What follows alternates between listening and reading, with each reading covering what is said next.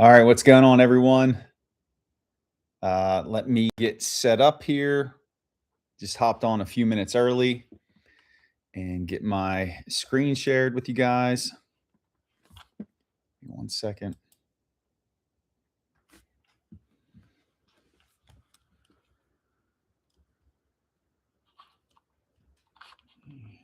Share this.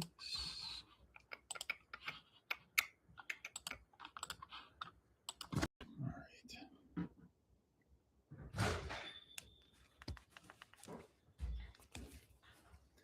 All right, test. All right, test.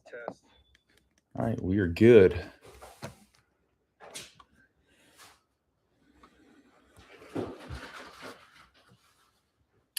All right, we will be getting started here. We still got a few minutes, so hang tight. I just wanted to get everything set up in advance, and we'll be getting started soon.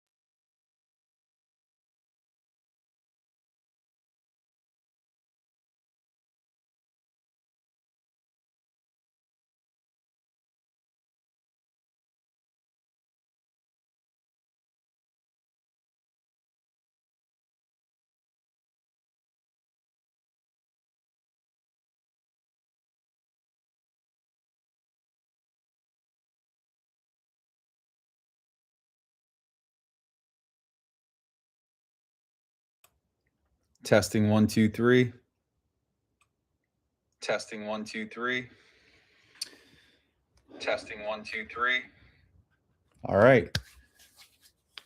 So here we are. It is 2:09 on Wednesday, December 17th, and you could see the chart here looking a little sketchy for the bulls.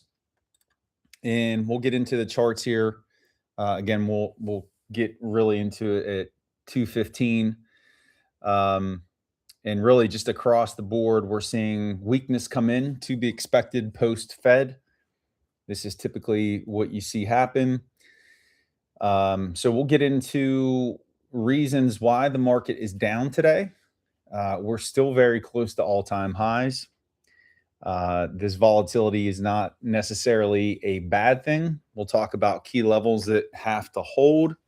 We'll talk about the big event coming tomorrow that is going to dictate direction for potentially into the end of the year. And we will cover all that. We'll look at tickers that you guys want me to check out. You could start throwing those in the chat now if you want to. And just to remind everybody, January 5th, the New Year Wealth Accelerator class, my 4-day free event, January 5th to the 8th at 8:30 p.m. Eastern time. Going to be going into swing trading, investing fundamentals, essentials to teach you basically how to get started if you're a beginner.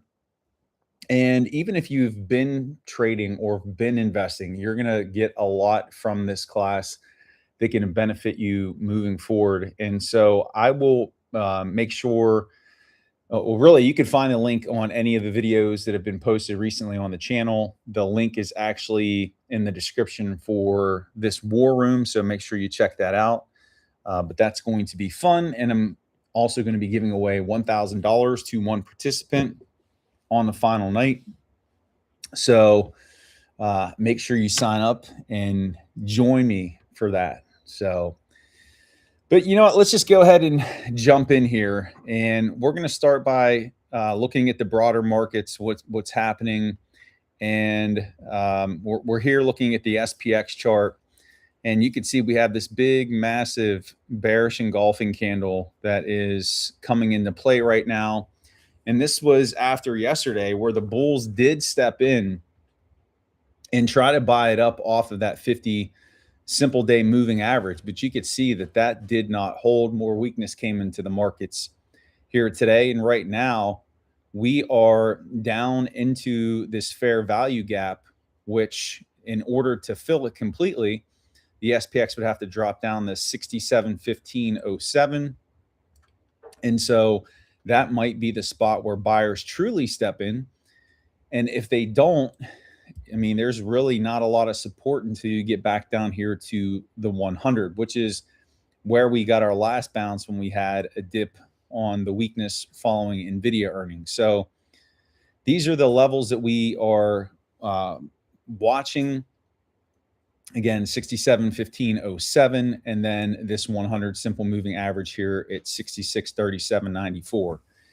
And the reason why we're seeing so much volatility right now is we are just a week removed from the Fed meeting last week, whenever the rate cut was announced. And we got the dot plot projections for 2026. We got the commentary from Jerome Powell. And we did get some movement off of that to the upside, but it didn't hold. And typically that's what happens following Fed meetings. Once investors, traders have had time to go through all the commentary, read the documents released by the Fed, you do see some downside volatility, and we're seeing that continue to play out. Now, there's a few things that we need to keep in mind in terms of where we are just from a seasonal perspective. Number one being the Santa Claus rally, that typically you'll get a strong push the final 5 days of December. And if you have those 5 strong green days in December and the first 2 days of January are green, that is a good indication that the upcoming year is going to be strong, that you're going to have more positive returns. And so we still have time for that to kick into effect. But the thing that's weighing on the markets right now is how many rate cuts are coming in 2026. Are we going to get more than anticipated? Is it going to be fewer? And that's what investors really want to see. And tomorrow, if we just go take a look at the data that is going to be released, you can see that we're going to get the inflation report at 8:30 a.m. And that's going to be a big driver for what happens if that report comes in hot. We're going to continue lower. That 100 simple moving average on the daily is definitely a target. And if it comes in cooler or in line, then potentially we're going to get some relief and bounce out of here. And you could see in the inflation rate month over month, we're looking at a 0.3 forecast. So anything in alignment with that or lower will be good. And year over year, 3.1, still well off of that 2% target of the Fed. So we're definitely going to be watching that on Thursday to see what happens. And so let's just take a look at the price action today and kind of how things played out. And you could see that this morning we were up, and we pushed up to open, dropped a little bit of a rebound, but you could see it just couldn't hold. And then around 10:30 is where this big flush started. And really from there, it just retested the 10, got rejected, retested the 10, rejected, chopped around. It did get above the 20 here for a bit and looked like potentially it was going to bottom and start running, but then back down it came, pushed back up, got above the 50 briefly, and then right back down it came. And right now we are below all of those moving averages. And I have this pink line here just marking out the low of the day. So I'm actually going to move that down. And we can see a tiny little bounce coming in, but we're still down 64 points overall on the SPX. And again, we're watching the 67.15 level because that is a fair value gap that typically will get filled. And so let's see if we flush into that and buy or step in. But for now, it doesn't look really good for the bulls today. But this volatility is good. And if you just look at where we are still very, very extended from where we came from off of those April lows. I mean, you could see we pushed super hard, and really since October, we've just been ranging, right? We're kind of stuck in a range. And so it may be that we need to get one more flush down to this 100 or maybe even lower and reset before starting the next leg up. Maybe we have to come down to the 200. We just don't know yet. And we need to have more information before we have a better idea of where this thing is headed. So there's plenty of time left in today. It's 2:17 p.m. So a lot can change. You could have a V-shaped recovery where we run up, but for right now, we're looking pretty sketchy here. And let's just hop over to the Qs, the tech index. Double top pattern. We're seeing this on the SPX. You can see we have lower highs being made. This one is well below its 50, and it is close to the point of control on the VRVP with the 100 below it. So again, if it wants to flush, this is the area where your buyers should step in. If they don't, you can see it's a pretty clear path down to that 200 EMA, and then you have the 200 SMA below that. So, and really big tech still has this gap that's unfilled up at 630.06. And it's been mega cap tech that has been leading this bull run this year. So it's actually good to see it cool off, and it can definitely come lower. And the fact that you do have that double top pattern could indicate more downside to come. But again, with this market, it's hard to be short. It's hard to be short this market because we've seen the runs that we've had. And again, this volatility is good to reset things so that it can continue to push up. And then we take a look at Bitcoin, and really it's struggling. It's doing a whole lot of nothing. It's really, after the pushes up that we got, it hasn't been able to get a close above the 94,000 mark. You can see all the moving averages curling down. It's struggling to stay above its 10-day exponential moving average.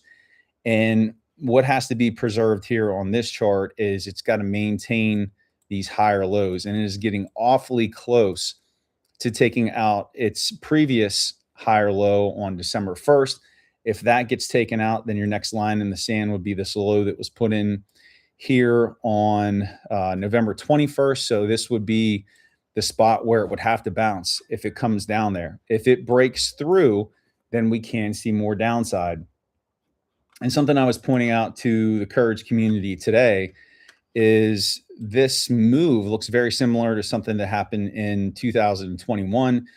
You can see on the weekly chart, we broke down through the 50 weekly and found some support here on the 100. And if you zoom out and if we go over to 2021, you can see a similar thing happen where it had its big bullish run and hit its all-time high here of 69,000, dropped and found support on the 100, pushed up, got back above that 50, and then started its flush below the 200. So if that were the case in terms of what we see here on Bitcoin, we'd want to watch the 50 weekly moving average here, which is around 102,000. It might come up here and push above and then roll over, coinciding with some broader market weakness in 2026, and start a bigger correction down to 77,000, 75,000, 70,000, potentially even 57,000. So this chart does not look strong. It has not been able to hold any strength as it moved. And, it's looking like it's coming lower.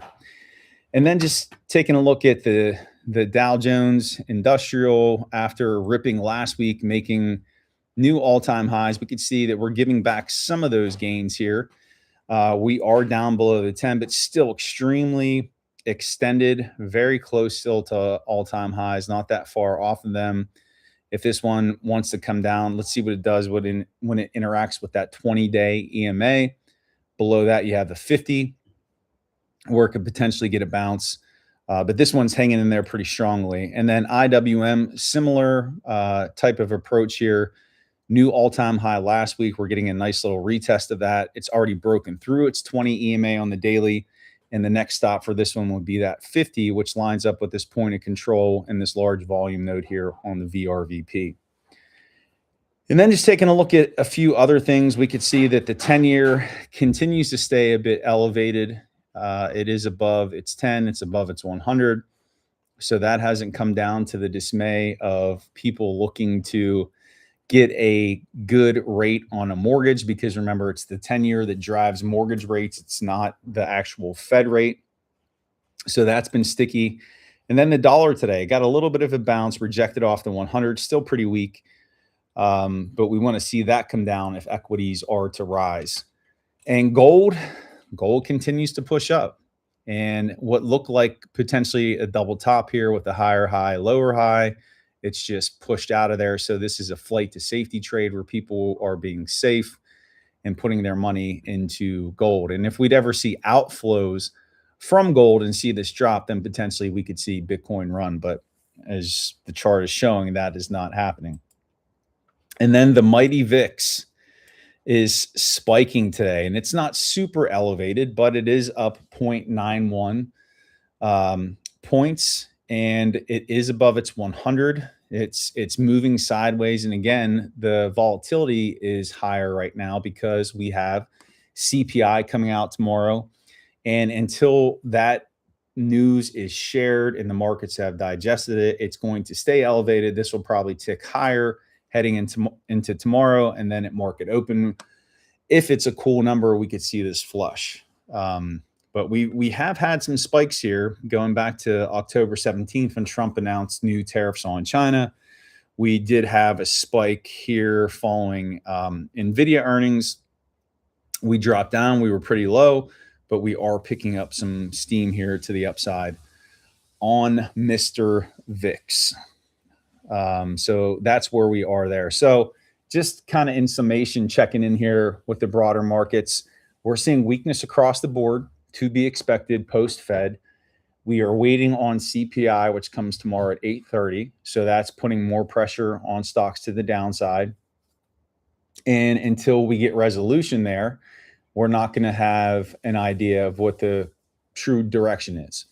Meaning right now, people are moving risk off. If the CPI number comes in hot, there's a probability that we are going to correct even further. And that 100 simple day moving average on the SPX is going to get tested and potentially lower. If it comes in cool, then that does set things up for the year-end rally. But we just have to wait for the data. We are in a waiting game. And yeah, I mean, we've had 1, 2, 3 out of the last 4 days have been red, and pretty big red days. So the bulls have to step in and show that they can push this thing back up. So now I'm just going to look at a few individual tickers. If you have a chart that you'd like me to look at, go ahead and throw that in the chat and I will look at that for you. But we'll take a look at a few here. We'll start with Tesla, which made a new all-time high, 495.21 today. And you could see the sellers just stepped right in, got very, very close to that 500 mark. And we'll see how this one wants to finish up.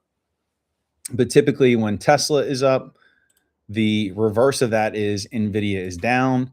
And you can see we have a nice bearish engulfing candle here today. And this is the path I'm watching for on NVIDIA to see if it can come down and test this 200-day exponential moving average is maybe a bouncing spot. And if it wants to break through that, we do have the 200 simple day moving average.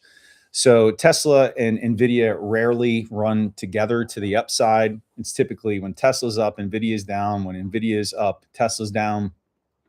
And so this could set up for some nice opportunities for the AI trade again in the new year if Tesla does decide to cool off. So we'll keep an eye on that and see what that is going to do. In the green today, we do have Microsoft. And I talked about this one in the Sunday setup, that it would be great if it could come down and retest that 200. And that is exactly what it did. And now we have this double bottom pattern forming here. And we want to watch this neckline area to see if it can get above it. And then potentially Microsoft can start getting a push to the upside. So in the sea of red, Microsoft is green. And it's holding pretty strongly, but it's still below the majority of its moving averages. It has a lot of work to do if it's going to make any type of a move. And then you have Amazon, did fill a little tiny gap left over from November 21st. You do have a little bit of support. This is a little sticky here, but you can see there's quite a bit for it to work through to the upside. But it is hanging in there. It's up 47 cents, which on a day like today shows a little bit of optimism from buyers, just a tiny bit. And there was an announcement that OpenAI is going to use some of Amazon's chips for its efforts. And so that's why it's getting a little bit of love here today. And let's just take a look at a couple more. Again, if you have charts you want me to look at, just go ahead and throw those in the chat. Meta, this one looked very, very promising there for a while, but it now has a death cross even after that big drop down off of earnings. And it looks like this story on Meta is going to get pushed ahead into 2026. It doesn't look like that's going to happen here before the end of the year, being that we only have 14 days left in this month. It's hanging in there above the 10, but again, you have that death cross. So potentially we could see some more downside movement here. You have the point of control and a large VRVP node right now where it sits. But if it shoots through that, then we could see some more downside pressure on this. And then Netflix is in the green right now, a little bit. Again, just considering the broader market weakness, it's up by 75 cents. But this one too just continues to be a laggard below all of its moving averages. And it's been struggling for quite some time after it hit its all-time high back at the beginning of July. And when will it start to move? We'll see, because it's just it's not showing anything much as of right now. Let's just take a look at a few more. Again, if you have tickers you want me to look at, just drop those in the chat. If not, all good. SOUN is a favorite of the channel, so we'll take a look at that. And what I was watching there for quite some time was this trend line, because we were getting bounces off of it. But now what has happened is that has flipped into resistance because we broke below that. And you could see today it is in the green, 10 cents. Again, an outlier, again, not up huge.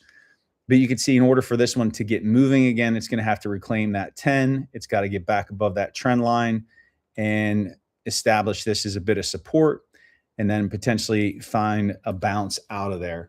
So the fact that there are some buyers coming in still is a positive, but it still has work to do in order for it to get a push back up. And then MU is going to be reporting earnings today at close, and double top pattern here. We have a lower high, higher high. Right now we're below that 50. If they report poorly, this one is going to come down to at least the 100 EMA, or you have that 100 SMA there.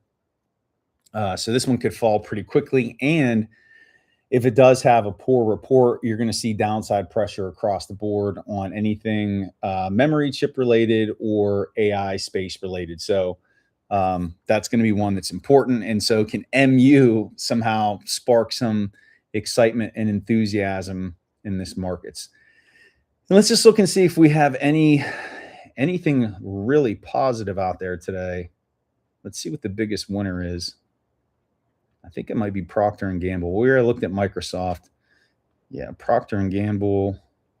It says pull up Procter & Gamble. So this is considered a defensive stock, consumer staple. And you typically will see money rotate into these types of tickers whenever there's market weakness.